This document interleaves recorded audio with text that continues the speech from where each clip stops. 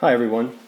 So let's say your English teacher hands you a list of vocabulary like this one right here, and I know this is just 2 words, but it could just as easily be 10 or 50 words, and you're expected to come back knowing it, right?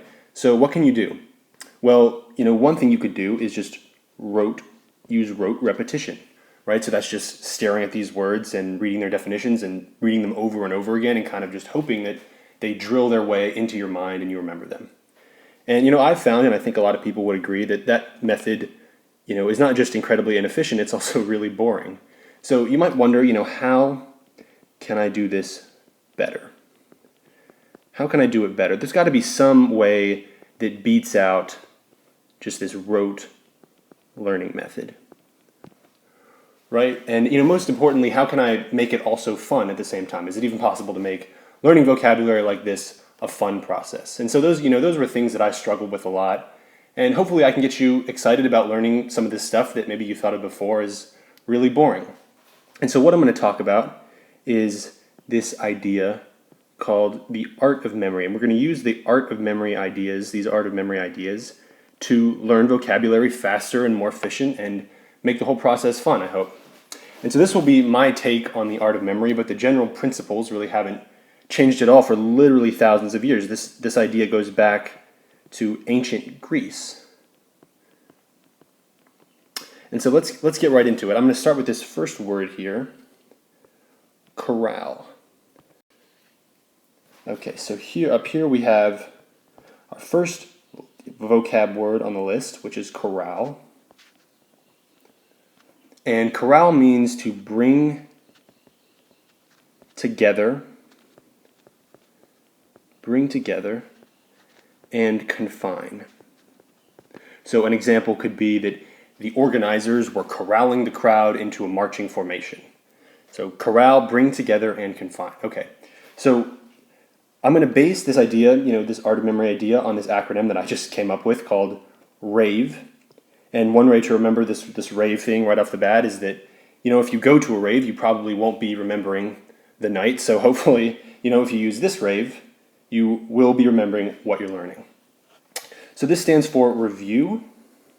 The R stands for review. And that's just to remember, kind of right off the bat that you're going to have to review whatever you learn. It doesn't matter how many mnemonics you use. Really, if you review the things you learn, you're going to retain it for the long term. And so let's get into the second one. That's association. Association is the A. And so here, for this example of corral, you want to try to tie this word corral into something that you already know. So for me, I look at this word corral and it sounds to me kind of like choral. So that's going to be our association, choral, for corral. The V in rave stands for visualization. So what I'm going to do is just visualize choral, right? And I'm going to tie in this definition of bring together and confine.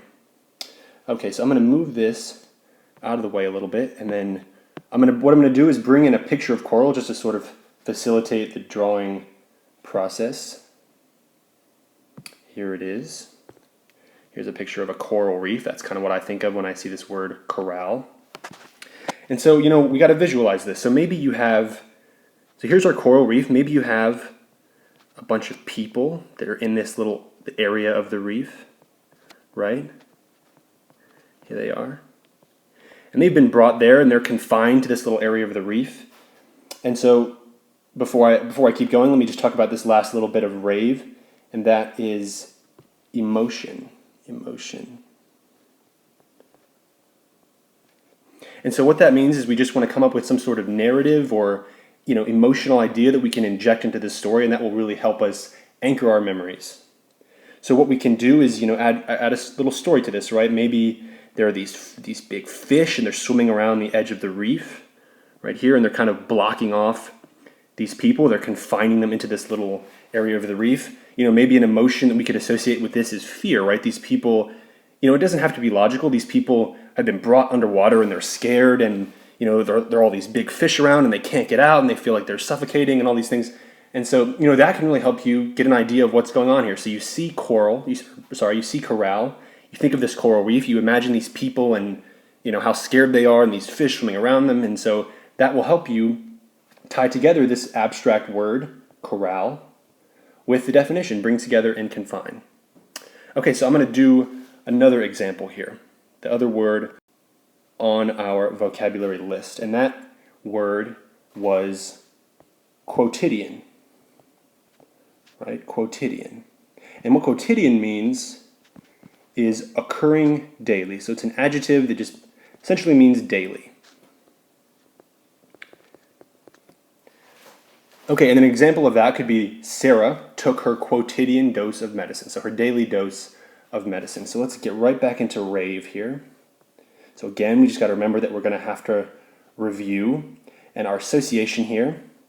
For quotidian, I look at quotidian and I try to break it down and I think of quotes, like the quote symbols, like this. And idian kind of makes me just think of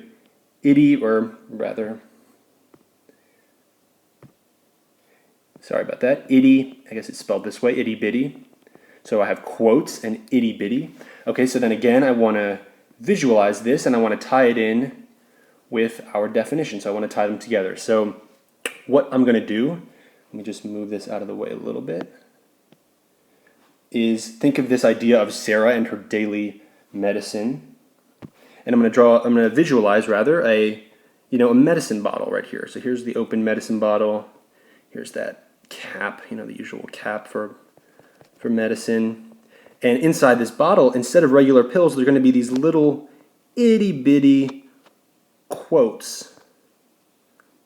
Okay, so that's what we're visualizing here. And the emotion, the story, the narrative that's associated with this could be that, these quotes are very itty-bitty, they're tiny, and so you have to take a ton of them, and it's really annoying every day.